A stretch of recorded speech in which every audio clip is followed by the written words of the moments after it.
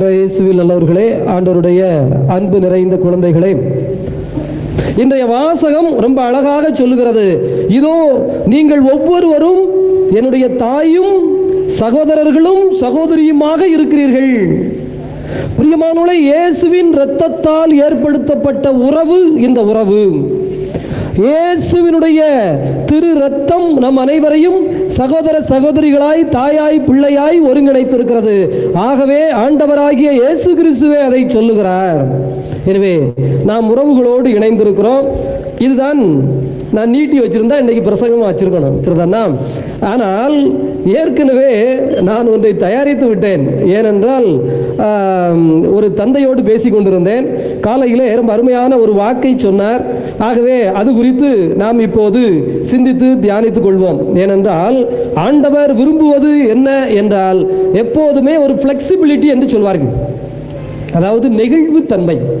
நாம் ஒன்றை தியானிக்கிறோம், நாம் ஒன்றை திட்டமிடுகிறோம், ஆனால் ஆண்டவர் இன்னொன்றை நமக்கு வழிகாட்டுகிறார் என்று சொன்னால் அந்த வழியிலே நாம் பயணப்பட வேண்டும். அப்படி பயணப்படுகிற பொழுதுதான் ஆண்டவர் நமக்கு நிறைந்த வெற்றியை தந்து கொண்டே இருப்பார். புரியுதுங்களா? கடவுள் சொல்வது அந்த நேரத்தில் தான் வெளிப்படுத்தப்படும், அந்த நேரத்தில் தான் நடக்கும். அதற்கேற்ப நம்முடைய வாழ்வின் தன்மைகளை, வாழ்வின் சூழல்களை நாம் தயார் நிலையில் வைத்துக் கொள்ள வேண்டும். இன்றைய வாசகம் அதைத்தான் சொல்லுகிறது. இதோ இயேசு கிறிஸ்துவை பார்க்க வேண்டும் என்று தாயும் சகோதரர்களும் வந்து நிற்கிறார்கள். ஆனால் அதற்கான சூழல் அங்கே இல்லை. அப்ப இவர்கள் என்ன செய்திருக்க வேண்டும்? சரி வரட்டும் அப்படின்னு உட்கார்ந்துருக்கணும். ஆனா அவர்களோ ஆள் அனுப்பி, நீ பேசிக்கிட்டு இருக்கிறது போதும், வேலையை நிப்பாட்டு, இன்னொரு வேலை இருக்கு என்று சொல்லுகிற பொழுதுதான் இயேசு சொல்லுகிறார், அது அப்படி அல்ல. அப்படி என்றால் யாரை மாற்றிக்கொள்ள முடியும்? தன்னுடைய தாயையே மாற்றிவிட முடியும், சகோதர சகோதரிகளையே மாற்றிக்கொள்ள முடியும். ஏனெனில் இறைவன் என்பதுதான் முதன்மை, இறைவன் என் திட்டம் என்பதுதான் முழுமை, இறைவன் என்பதுதான் ஆணிவேர். ஒரு சிலர் வருவாங்க, ஃபாதர் உங்களுக்கு ஒன்று தெரியுமா ஃபாதர்? என்ன வரும்? என் பிள்ளைங்க 2 பிள்ளைங்க உங்களுக்கு தெரியுங்களா ஃபாதர்? ஆமாம் 2 பிள்ளைங்க ஃபாதர் அப்படின்னு சொல்லி அதுக்கு அடுத்து ஒரு கதையை சொல்லி கொண்டு வருவாங்கன்னு வச்சுக்கோங்களேன். அப்போ நான் சொல்லுவேன், உங்களுக்காவது 2 பிள்ளைங்க இருக்கு, இன்னார பாருங்க கல்யாணம் முடிச்சிருக்கா? ஆமாம். குழந்தைகள் இருக்கா இல்லையா? இன்னும் இல்லை சாமி, கல்யாணம் முடிஞ்சு 4 வருஷம் 5 வருஷம் ஆயிடுச்சுல்ல, உங்கள் சொந்தக்காரங்க தானே. அப்போ இந்த குழந்தை உங்கள் குழந்தையா கடவுள் குழந்தையா? இந்த நினைப்பு நமக்கு வர்றதே இல்லை. அப்படின்னு நம்ம சொல்றோம். நல்லா யோசிச்சு பாருங்க, கடவுள் தாமே உங்களுக்கு கொடுக்கவில்லை என்று சொன்னால் பிள்ளை என்ன? அப்படி மனிதர்கள் நம்மோடு இருக்கிறார்கள், துடிதுடித்துக் கொண்டிருக்கிறார்கள், கவலையோடு இருக்கிறார்கள். எனக்கு என்று இந்த பிள்ளை கிடைக்கும், எனக்கு என்று இந்த குழந்தை கிடைக்கும் என்று ஆவலோடும் தாகத்தோடும் இருப்பவர்கள் நிறைய. அவர்களுக்கு யார் சொந்தம்? இறைவனே சொந்தம். அப்ப இந்த குழந்தை உங்களுக்கு சொந்தமா? இறைவன் உங்களுக்கு சொந்தமா? இறைவன் எனக்கு சொந்தம், இந்த குழந்தையை எனக்கு பரிசு தந்திருக்கிறார். இறைவன் எனக்கு சொந்தம், இந்த தாயை பரிசு தந்திருக்கிறார்.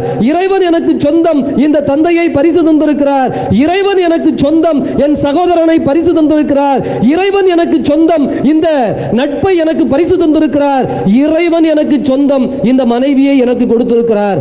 இறைவன் எனக்கு சொந்தம், இந்த கணவனை எனக்கு கொடுத்திருக்கிறார் என்றுதான் நான் சொல்ல வேண்டும். புரியுதுங்களா எப்படி யோசிக்கணும்னு? ஆலாமை படைத்து விட்டு ஏவாளை ஆலாமா கொண்டு வந்தான் ஆண்டவராகிய கடவுள். ஐயோ பாவம், இந்த பேர் தனியா கடந்து கஷ்டப்படுறாரு, பாவப்பட்டு பரிதாபப்பட்டு இறக்கப்பட்டு அவனுக்கு ஒரு தூக்கத்தை வர சொல்லி அவன் விலா எலும்பிய உருவி ஒரு குழந்தையை செய்து இந்த அப்படின்னு ஒரு பெண்ணை கொண்டு வந்து நிறுத்தினார். இதில் ஆலாம் பெருமைப்படுவதற்கு ஒன்றுமில்ல. உங்கள் திருமணம் உங்களை சார்ந்ததல்ல, கடவுளை சார்ந்தது. கடவுள் உங்களுக்கு சொந்தம். ஒரு கணவனை தருகிறார், ஒரு மனைவியை தருகிறார். கடவுள் உங்களுக்கு சொந்தம், அவர் உங்களுக்கு நல்ல நட்பை தருகிறார். நம்ம நினைக்கிற மாதிரி இந்த உலகத்துல நல்ல நண்பர்கள் எல்லாருக்கும் கிடைக்கிறது இல்ல. என்கிட்ட வந்து நிறைய பேர் புலம்புகிறார்கள், யார்ட்டையும் சொல்ல முடியாது, உங்கள்கிட்ட வந்து சொல்றேன் சாமி. சொல்லுங்க, நான் கேட்டுக்கிறேன் விளக்கம் போல அப்படின்னு. நேரம் நான் தான் கண்ணாடி போட்டுக்கோங்களா, கண்ணை முடிக்குவாங்களா, கடவுள் கேட்டுக்கொண்டிருக்கிறார் என்று இங்க என்னது சொல்லுங்க ஃபாதர் அப்படிம்பாங்க. சொல்ல வேண்டியது கண்ணாடி பெட்டி, நான் கிடையாது. நான் சொல்றதெல்லாம் சொல்லி நிப்பாட்டி நாள் ஆயிடுச்சு. ஏன்ட்ட நீங்க சொன்னதெல்லாம் கண்ணாடி பெட்டியில சொன்னதா தான் நினைச்சுக்கிட்டேன். போய் கையை வைங்க, உங்களுக்கு குரல் கேட்கும். போய் கையை வச்சு ஜோம் பண்ணிட்டு வந்து, ஆமா ஃபாதர் இப்படி கேட்டது ஃபாதர், இப்படி சொல்லாங்க ஃபாதர். இதை நான் சொன்னா 3 மணி நேரம் ஆகும், இல்ல 3 மணி நேரம் ஆகும். ஆனா ஆண்டவர் 3 நிமிஷத்துல என்ன செஞ்சிடறாரு? சொல்லிடுறாரு. நடந்து கொண்டே இருக்கிறது, நான் பார்த்து கொண்டே இருக்கிறேன், நான் அனுபவித்துக் கொண்டே இருக்கிறேன். ஆண்டவருடைய அன்பு நிறைந்த குழந்தைகளே, ஆகவே ஆண்டவராகிய கடவுள் சொந்தம். ஆண்டவரே எனக்கு தாயும் தந்தையும், ஆண்டவரே எனக்கு பிள்ளையும் கணவனும், ஆண்டவரே எனக்கு மனைவியும் குழந்தையும் என்று யார் நினைத்து வாழ ஆரம்பிக்கிறார்களோ, நான் உங்களுக்கு சொல்லுகிறேன், உங்கள் வாழ்க்கையில் கண்ணீரே கிடையாது, கவலையே கிடையாது. ஆண்டவர் உங்களை கரம் பிடித்து வழிநடத்தி போய்கொண்டே இருப்பார். ஆண்டவரே எனக்கு நட்பும் உறவும், ஆண்டவரே எனக்கு முதலாளி, ஆண்டவரே எனக்கு படி அளக்கிறவர். ஒருவர் ஒரு முறை ஒரு அலுவலகத்தில் நடந்தது. சொல்லுகிறார், நான் நினைச்சேன்னா உன்னைய வேலையை விட்டு தூக்கிடுவேன், நான் நினைச்சேன்னா உன்னைய எங்கேயுமே வாழ விடாம பண்ணிடுவேன். அந்த ஆளுங்க வந்து சொல்றாரு, ஃபாதர் எனக்கு சிரிப்பா இருந்தது ஃபாதர், என்னையா சிரிச்சுட்டே வந்தேன்னு சொல்றேன். கடவுள் நினைச்சா தானே ஃபாதர் நடக்கும். அந்த ஆளுக்கு கடவுள்னு நினைப்பு ஃபாதர், நான் நினைச்சா உன்னைய என்ன செஞ்சிருவேன்னு.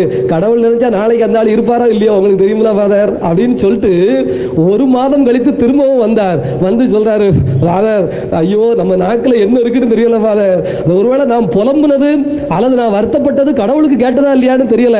அந்த ஆளு டெல்லிக்கு மாத்தலாகி போயிட்டான் ஃபாதர். மொழி தெரியாத இடம், அவன் நல்லா நாக்குக்கு ருசியா சாப்பிடுவான். நானே சாப்பாடு கொண்டாந்து பல முறை என் வீட்டில் இருந்த மீன் குழம்பு கொடுத்தா ருசிச்சு ருசிச்சு சாப்பிடுவான். ஃபாதர் டெல்லியில வெறும் வரட்டு ரொட்டியை சாப்பிடுறதுக்கு ஆண்டவர் கொண்டு போய் போட்டாரு அப்படின்னு சொல்லிட்டு போறான். அந்த முன்னாடி இருந்த சிரிப்பு தான் அப்பவும் இருந்தது. இப்பவும் என்னையா சிரிப்புனா, ஃபாதர் நான் பேசுனது ஒருவேளை அகம்பாவ பேச்சா இருந்தா ஆண்டவன் என்னையும் கொண்டு போய் எங்கேயாவது தண்ணி இல்லாத காட்டில் போட்டுருவான். நான் அகம்பாவமா பேசல ஃபாதர், மனசுல பட்டதை சொன்னேன் ஃபாதர், வணக்கம் ஃபாதர், சிலுவை போடுங்க ஃபாதர், அந்த போயிட்டான். ஆண்டவருடைய அன்பு குழந்தைகளை, மனிதர்கள் எத்தனை விதம் பாருங்கள், எப்படி யோசிப்பவர்கள். எனவே ஆண்டவர் தாமே உங்களுக்கு நல்ல உறவை, நல்ல நட்பை, நல்ல முதலாளியை, நல்ல வேலைக்காரனை, நல்ல குடும்ப சூழலை, நல்ல அருகில் இருக்கிற சூழலை தர வேண்டும். அதைத்தான் இயேசு சொல்லுகிறார். நீ கவலைப்படாத, நீ ஏண்ட கேளு, உனக்கு தாயை தருகிறேன், உனக்கு தந்தையை தருகிறேன், உனக்கு சகோதர சகோதரிகளை தருகிறேன், உனக்கு பிள்ளையை தருகிறேன், உனக்கு உற்றார் உறவினரை தருகிறேன், உனக்கு நல்ல உறவுகளை தருகிறேன், நல்ல இடத்தை தருகிறேன், வாழ்வதற்கான நல்ல சூழலை தருகிறேன். நீ யார்கிட்ட கேட்கணும்? ஏண்ட கேளு. இது நம்ம ஆன் த ஸ்பாட்ல வச்ச பிரசங்கம். சரி, இருந்தாலும் நான் எழுதுனதை இன்னைக்கு சொல்லியே தீரணும். யாருக்காகவோ எழுதின பிரசங்கம். பிரியமானவர்களே, காலையில் தந்தையோடு பேசிய பிரசங்கம் என்னவென்றால், இது ரொம்ப அருமையான வாசகம். முதல் வாசகத்திலே, ஆண்டவராகிய கடவுள் சினம் கொள்வதில் தாமதிக்கிறவர், அவர் தன்னுடைய சினத்தில் என்றும் இணைந்திருப்பதில்லை, மாறாக பேரன்பு கூறுவதில் விருப்பமுடையவர். எதில் விருப்பமுடையவர்? பேரன்பு கூறுவதில். எதில் நிலைத்திருக்க மாட்டார்? தன்னுடைய சினத்தில் நிலைத்திருக்க மாட்டார். இப்ப நல்லா காணுங்க, கோபத்தை பத்தி நம்ம யூடியூப்ல ஏற்கனவே பல பிரசங்கம் போட்டிருக்கிறோம். அந்த பிரசங்கம் எல்லாம் கோபம் என்கின்ற ஒரு ஆத்திர பண்பை பற்றியது. ஆனா இன்னைக்கு உள்ள வாசகம், அதனாலதான் நான் இதை எப்படியாவது சொல்லணும்னு நினைத்தது, அன்பினால் கோபம் வரும். சில ஆட்களுக்கு பாத்தீங்கன்னா பாசம் கூடுனா கோபம் வரும், உரிமை கூடுனா கோபம் வரும். இந்த கோபத்தை எப்படி பார்க்கிறது? திருப்பாடல் 30வது திருப்பாடலில் 5வது வசனம் நமக்கு இப்படி சொல்லுகிறது. திருப்பாடல் 30:5. திருப்பாடல் 30:5. அவரது சினம் ஒரு நொடி பொழுதுதான் இருக்கும், அவரது கருணையோ வாழ்நாள் முழுவதும் நீடிக்கும். அவ்வளவுதான். நம்முடைய வாழ்நாள் முழுக்க இருக்கிறது சினம் அல்ல, கடவுளின் சினம் அல்ல. ஆனால் கடவுளின் சினம் வந்து வந்து போகும். எதனால் வந்து வந்து போகும்? நம் மீது பேரன்பு கொண்டிருப்பதால். Praise the Lord. நல்லா கவனிச்சுக்கோங்க. Praise the Lord. பேரன்பு கொண்டவதால் ஆண்டவர் சினம் கொள்வார். நீங்க இதை புரிஞ்சுக்கணும். உடனே நமக்கு என்ன, அன்னைக்கு நான் சில வந்து சொல்றது, கடவுள் ஏன் என்னை இவ்வளவு கோபம் கொண்டு தண்டிக்கிறார்?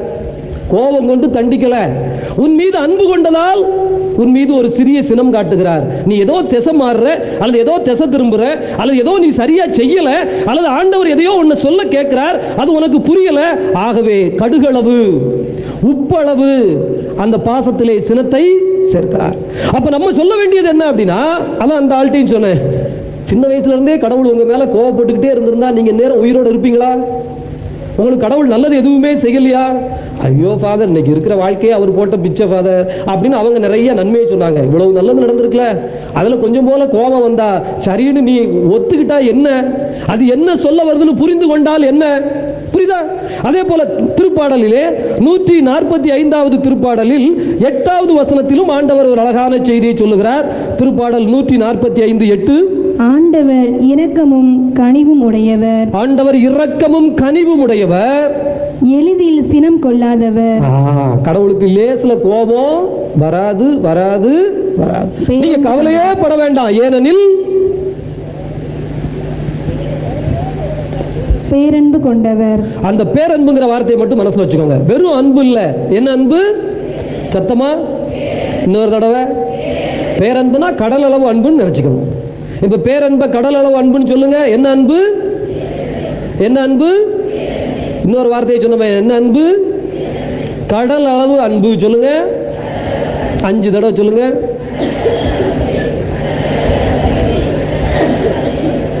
மனப்பாடமா வீட்டுக்கு போகணும். சுரண்டைக்கு போனோம், அற்புத சுரங்கம் அந்தோணியார் சொல்லி விட்டாரு. கடவுளின் அன்பு எப்படிப்பட்ட அன்பு? இந்த வார்த்தை நமக்கு புரியும். பேரன்புனா நமக்கு என்னன்னு தெரிய மாட்டாங்க. என்ன அது பேரன்பு? கடல் அளவு அன்புனா ஓ இவ்வளவு பெருசா? கடல் அளவு அன்பு கடுகளவு சினம். கடல் அளவு அன்பு எது அளவு சினம்? எது அளவு அன்பு? எது அளவு சினம்? கடுகளவு சினம். ரைட். இப்போ இதுக்கு காரணம் என்ன அப்படின்னா, நீதிமொழிகள் புத்தகம் 29வது அதிகாரத்திலே 11வது வசனம் ரொம்ப அழகாக சொல்லுகிறது. நீதிமொழிகள் புத்தகம் 29:11. அறிவில்லாதவர் தம் சினத்தை அடக்க மாட்டார், ஞானம் உள்ளவரோ பொறுமையோடு இருப்பதால் அவர் சினம் ஆறும். நல்ல வசனம், மனப்பாடமா வச்சுக்கோங்கண்ணே. அறிவில்லாதவர் கோபம் அணையவே அணையாது. கடவுளுக்கு உண்டா கிடையாதா? கடவுளுக்கு அறிவு உண்டா கிடையாதா? ஞானத்தை படைத்தவரே அவர், ஞானத்தின் ஊற்றே அவர். எனவே ஞானம் உள்ளவருடைய சினம் ஆறி போகும். நீங்களும் எப்பவாவது அன்பினால் கோபப்பட்டுட்டு, யார் மேலேயாவது பாசம் வச்சதுனால கோபம் வந்துட்டு கோபம் குறையவே இல்லைன்னா பாசம் இருக்கு, ஆனா என்னது இல்லை? இன்னைக்கு வாசகத்தின்படி அறிவு இல்லைன்னு அர்த்தம். சில ஆட்களுக்கு பாசம் இருக்கும், ஆனா என்ன இருக்காது? என்ன இருக்காது? உங்களுக்கும் தான். என்ன யோசனையை யோசிக்கிறிய? அதனாலதான் அது தணிகிறது இல்லை. யாரின் கோபம் தனியும்? அறிவுள்ளவருடைய கோபம், ஞானம் உள்ளவருடைய கோபம் தணிந்துவிடும். நல்ல வசனம். நீதிமொழிகள் புத்தகம் 29வது வசனம் 29வது அதிகாரம் 11வது வசனம் சொல்லுகிறது, ஆண்டவருக்கு கோபம் வரும், ஆனா ஞானம் இருப்பதால் அந்த கோபம் உடனே தணிந்து குறைந்துடும். இது ஏன் இந்த கோபம் குறையணும்? ஏன் கோபம், அன்பினால் ஏற்படுகிற கோபம் ஏன் குறையணும் அப்படின்னா, நீதிமொழிகள் புத்தகம் 27வது அதிகாரத்தில் 4வது வசனம் அழகாய் சொல்லுகிறது. சினம் கொடியது, சினம் கொடியது, பாம்பை விட கொடியது, சீற்றம் பெருவெள்ளம் போன்றது. பாத்தீங்களா? சுனாமி வந்ததுன்னா தாங்குமா? அன்பு சுனாமி மாதிரி என்ன செய்யக்கூடாது? கோபத்தில் பொங்கப்படாது. கடல் மாதிரி அது வாட்டுக்கு இருந்தா கப்பல் விடலாம், உள்ள இறங்கி முத்து எடுக்கலாம், கடல்ல மனுஷன் வருஷக்கணக்கா மீன் பிடிக்கலாம், சாப்பிடலாம், வாழலாம், அனுபவிக்கலாம். ஆனா கடல் பெருவெள்ளமாகி சுனாமி ஆச்சுன்னா தாங்குமா? தாங்காதா? அப்ப கடலில் ஏற்படுகிற சுனாமிக்கு காரணம் பாசத்தில், அன்பில் ஏற்படுகிற கோபம். அருமையான வசனம். சரி, அப்ப எவ்வளவு நேரம் தான் சாமி கோபப்படலாம்? பாசத்துல கோபம் வந்துடுது, கோபத்துல பாசம் கலந்துடுது. நான் நல்ல பாசமா இருந்தா அதுல கொஞ்சம் போல கோபம் விழுந்துடுது, ஒரு ஆத்திரம் வந்துடுச்சு. எவ்வளவு நேரம் தான் இருக்கலாம்னா அதையும் பைபிளே சொல்லுது. எபேசியர் புத்தகம், ரொம்ப அருமையான பவுலடிகளார் எபேசியருக்கு எழுதின கடிதம் 4வது அதிகாரத்தில் 26வது வசனம் அழகாய் சொல்லுகிறது. சொல்லுங்க. சினமுற்றாலும் பாவம் செய்யாதிருங்கள், பொழுது சாய்வதற்குள் உங்கள் சினம் தணியட்டும். அவ்வளவுதான். சாயந்தரம் சூரியன் போய் படுக்கும் முன்ன உன் கோபம் குறைஞ்சிடும். பிரியமானவர்களே, பைபிள் பாருங்க, ஒரு பாலூட்டி அமுதூட்டி வளர்ப்பது போல, அறிவூட்டி ஞானமூட்டி வளர்ப்பது போல வசனம் எப்படிப்பட்ட வசனம்! கோபப்பட்டு சரி, கோபம் வரத்தான் செய்யும், வராம போகாதுன்னு சொல்லிட்டீங்க. அந்த கோபம் என்ன செய்யும், எப்படி செய்யும்னு விளக்கம் சொல்லிட்டீங்க. எவ்வளவு நேரம் தான் ஒரு மனுஷன் அன்பினால் வந்த கோபத்தை வைத்திருக்கலாம் என்றால், பொழுது சாய்வதற்குள் அந்த கோபம் உன்னை விட்டு காணாமல் போய்விட வேண்டும். பிரியமானவர்களே, இந்த கோபம் குறைந்த பிறகு அல்லது சினம் போன பிறகு இந்த அன்பினால் ஆண்டவர் பேரன்பு கொண்டிருக்கார்ல, கடல் அளவு அன்பு கொண்டிருக்கார்ல, என்ன செய்வார்னா, எசையா புத்தகம் 12வது அதிகாரம் 1வது வசனம், எசையா 12:1 ஆண்டவர் ஒரு வாக்கு தருகிறார். இதோ என் கடல் அளவு அன்பு உனக்கு என்ன தரும் என்றால், எசையா 12:1, அந்நாளில் நீ இவ்வாறு செய்வாய். ஆண்டவரே, நான் உமக்கு நன்றி செலுத்துவேன். நன்றி. எதுக்கு நன்றி? கோபப்பட்டதுக்கு நன்றியா? தொடர்ந்து. நீர் என்மேல் சினம் அடையாதீர். இப்பொழுதோ உம் சினம் தணிந்து விட்டது. நீர் எனக்கு ஆறுதலும் அளித்துள்ளீர். எவ்வளவு அருமையான வசனம் பாருங்க.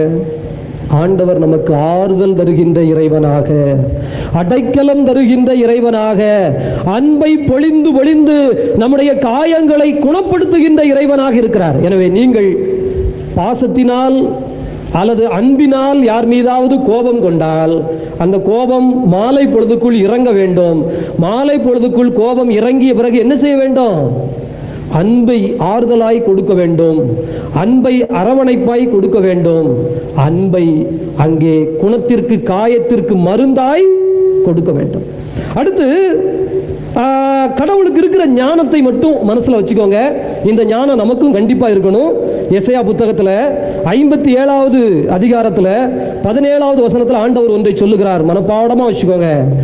ஒரு அன்பில் கோபம் வந்து விட்டது என்றால், ஒரு அன்பிற்குள்ளே ஒரு ஆத்திரம் அல்லது கோபம், ஒரு வெறுப்பு, ஏதோ ஒன்று உள்ள டிஸ்டர்பா வந்துடுச்சுன்னா அதை நீங்க ரொம்ப நாளைக்கு அல்லது நீண்ட நேரம் வைத்துக்கொண்டே ஏன் இருக்கக்கூடாது? ஏன் அது கனிந்து விட வேண்டும்?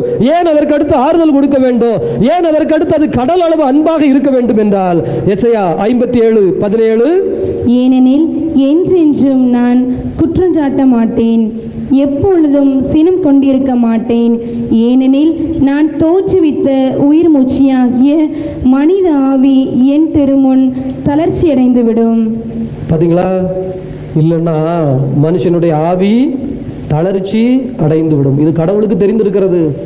எனவேதான் பேரன்பை காட்டிக்கொண்டே இருப்பவர் இடையிடையே கடுகளவு இதோ சினத்தை கொண்டு இதோ காரியங்களை நீதி என நடத்தினாலும் கூட ஒரு நாளும் அவர் நிரந்தர அல்லது எப்போதும் பற்றி எரிகிற பெரு வெள்ளம் என கோபத்தை நம்மீது காட்டினதே கிடையாது. அவருடைய அன்பை இந்த நாளில் நாம் ஆழமாக தியானிப்போம்.